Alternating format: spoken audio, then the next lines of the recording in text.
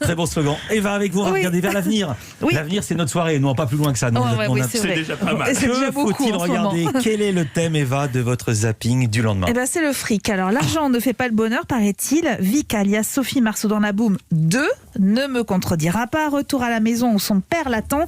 Elle a largement dépassé l'heure du couvre-feu. Vas-y. À toi l'honneur. Bon, d'abord, le concert, c'était génial. Ça a fini tard, on est... Bon, ça suffit. Avant tout, une règle.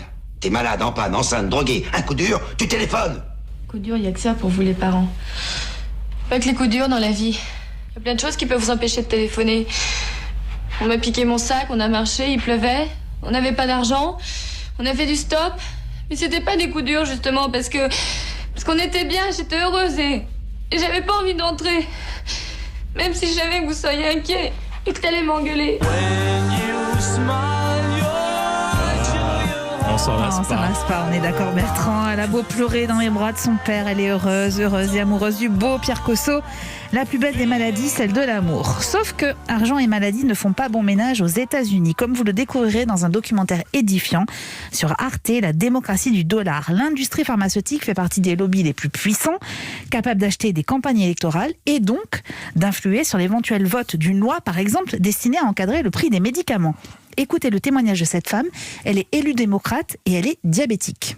À la fin des années 90, le prix d'un flacon d'insuline était d'environ $16.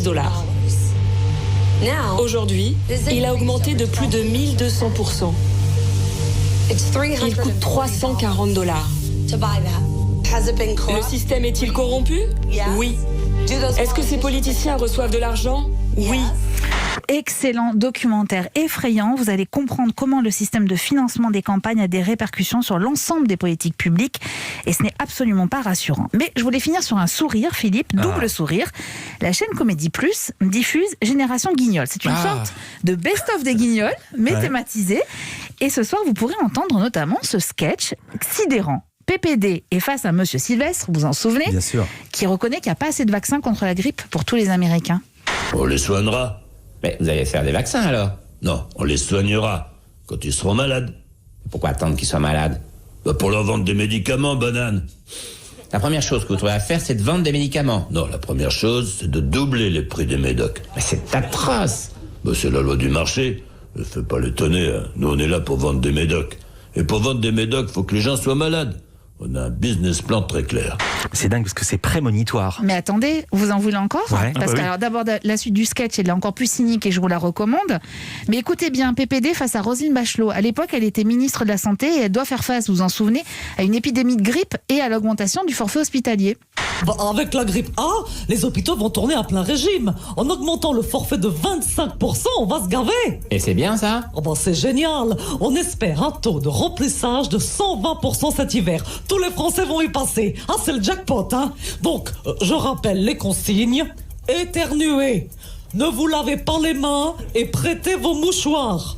Bonne épidémie. C'est dingue, là aussi c'est prémonitoire. Je suis désolée, évidemment il faut faire tout l'inverse, mais quand même, la santé, les États-Unis, le sport sont quelques-uns des thèmes abordés par nos marionnettes préférées. C'est absolument jubilatoire de voir ça.